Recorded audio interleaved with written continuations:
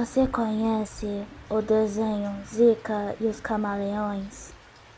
Sim, você se lembra dele? É um desenho brasileiro muito da hora que conta a história de Zika, uma garota gótica que tá passando pela puberdade e adolescência. E no desenho ela aborda temas que os adolescentes passam. Exemplo: namoro, preocupações com o corpo e com o que os outros falam, sentimentos confusos e etc. E a parte mais legal do desenho é que ela sempre traz reflexões para que os jovens reflitam sobre atitudes, escolhas e até mesmo comportamentos. E o jeito como ela aborda é muito da hora. Ela não só questiona os outros, como também a si mesma. E quando você assiste, você sente que a Zika, ela é uma pessoa de verdade, que ela tem uma alma. Isso porque Zika, assim como todo mundo, ela é uma jovem que tem sonhos e desejos. Um dos principais sonhos de Zika é se tornar uma cantora famosa, junto com a sua banda, os Camaleões, composta por ela, que é a cantora, o Caio, que é o guitarrista, o Gui, que é o baixista, e o Batata, que é o baterista. Eu gosto muito de Zika e os Camaleões, é um dos meus desenhos favoritos. E a parte que era legal e gostoso é que você podia assistir no YouTube, no canalzinho, que não só tinha a primeira temporada como a segunda, mas só que a parte muito triste é que os vídeos, os episódios de Zika e os Camaleões foram tirados do ar ou ocultados no YouTube. Sinceramente, eu acho que fizeram isso por direitos autorais, que é uma coisa muito chata e desagradável.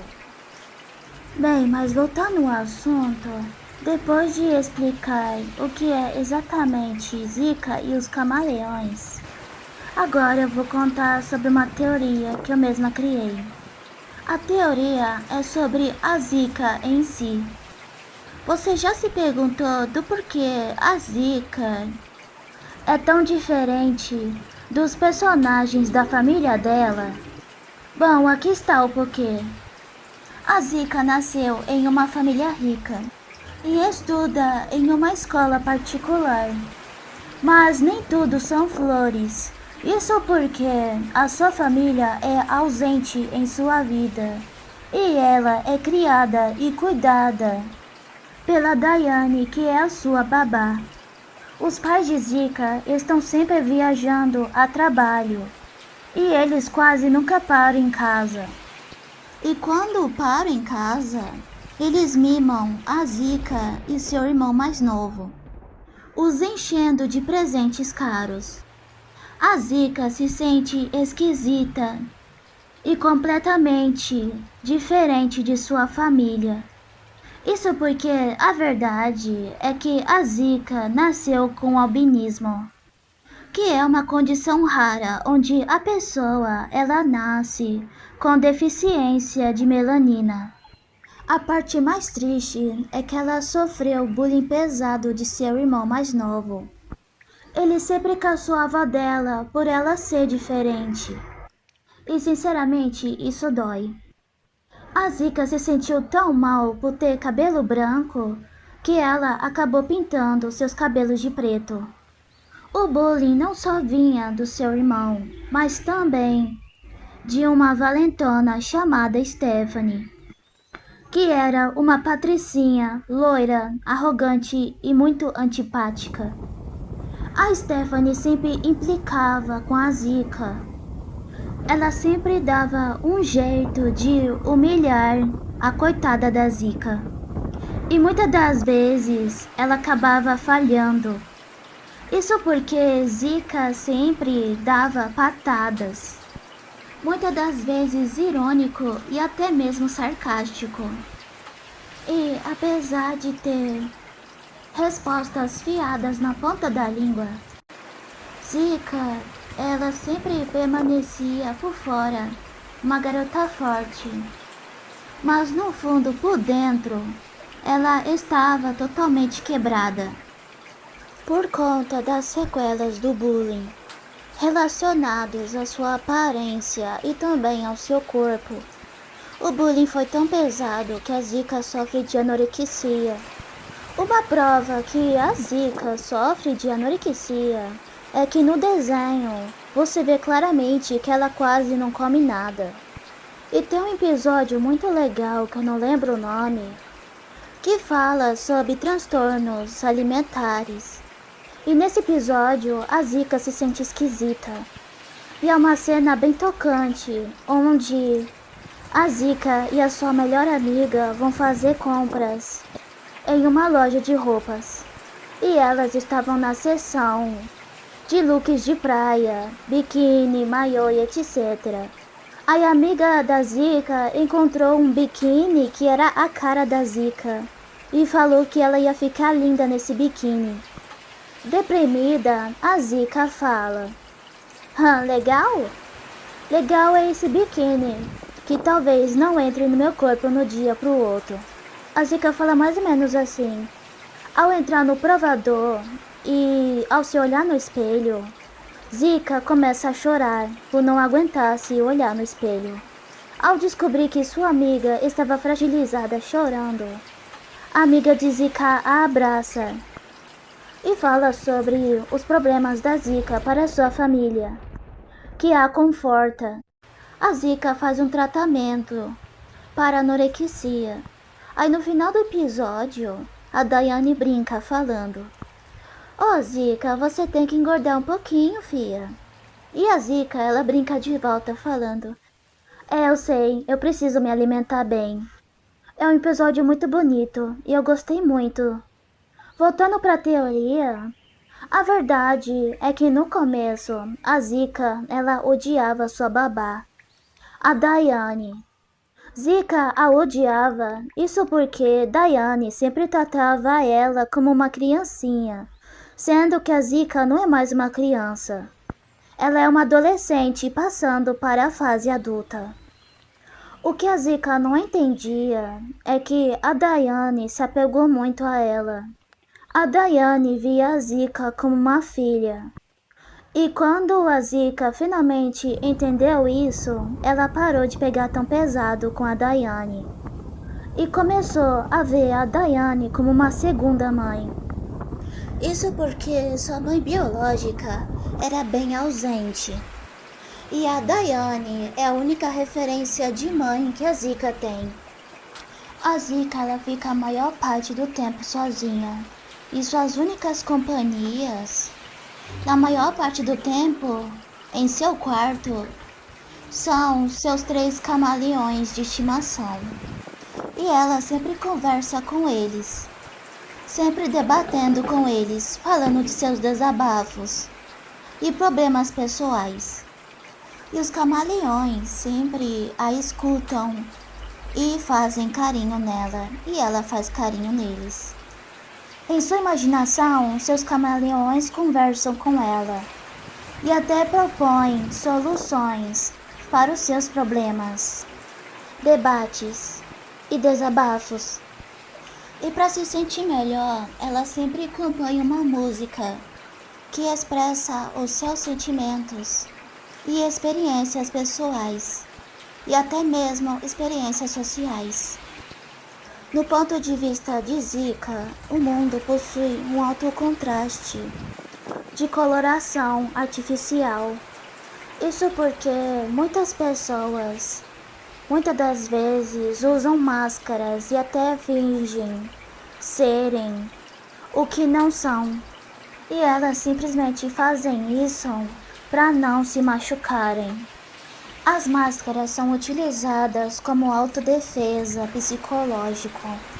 Isso porque algumas pessoas foram muito machucadas na vida, enquanto outras pessoas fingem serem o que não são, só por status, e até mesmo humilhar os outros, por pura maldade e prazer, e diversão maldosa. E no ponto de vista de Zika, também tem aquelas pessoas que não se encaixam na sociedade só por serem diferentes. E a Zika os vê em preto e branco. E assim como eles, a Zika também se vê em preto e branco. A Zika sentiu que ela não estava sozinha e que tinha pessoas diferentes assim como ela. A Zika retrata os seus amigos em preto e branco, não só pela amizade, mas sim pela banda também. A Zika, na verdade, se sentiu representada. Por que a Zika retrata seus amigos em preto e branco? Bom, aqui está o porquê.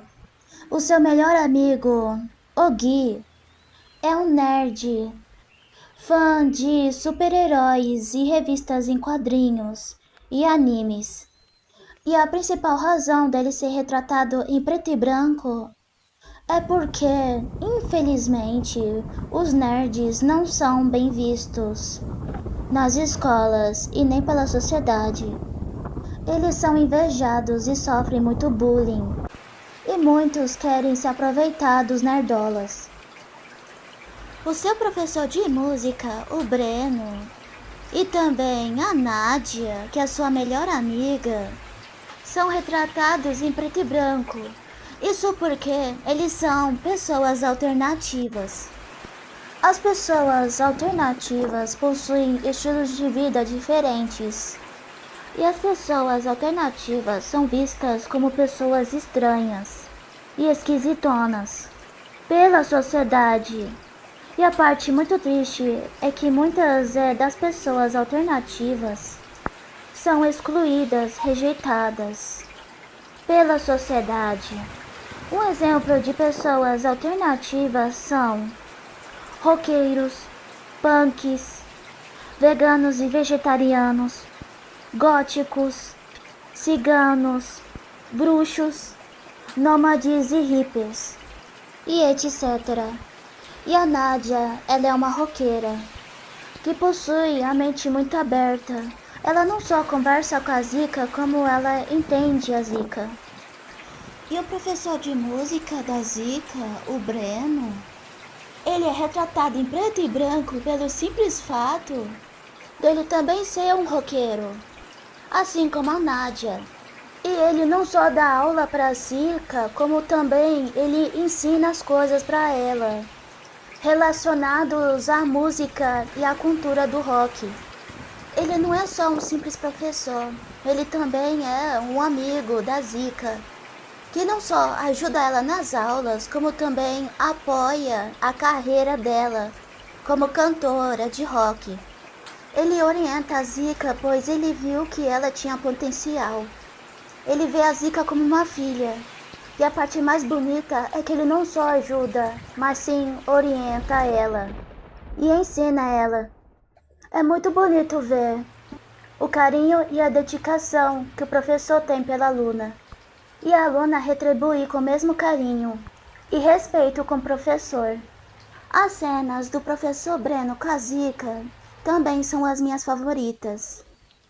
A principal razão do porquê o Batata também é retratado em preto e branco é porque a verdade é que ele é um autista de suporte nível 2, moderado. Isso porque ele apresenta dificuldade na fala. O Batata quase não fala. É um rapaz carismático, muito tímido. Ele é apaixonado por música e instrumentos musicais. Apesar do autismo estar sendo debatido nos tempos atuais, a parte mais triste é que ainda há muito preconceito contra as pessoas autistas. Se não me falha a memória, a Zika fez amizade com Caio, que é o guitarrista da banda. E apesar de ser o amigo da Zika, ela não o retrata em preto e branco, mas sim em cores. E está aqui o motivo. Caio muitas das vezes é superficial demais em suas relações. Ou seja, um galinha. Ele sempre paquera todas as meninas. E a parte mais irônica da vida é que a Zika se apaixona por ele. Ou seja, parece bem engraçado, mas só que na real, no fundo, o amor de Zika pelo Caio não é correspondido, e o Caio só vê a Zika como uma amiga mesmo, e não como um possível par romântico.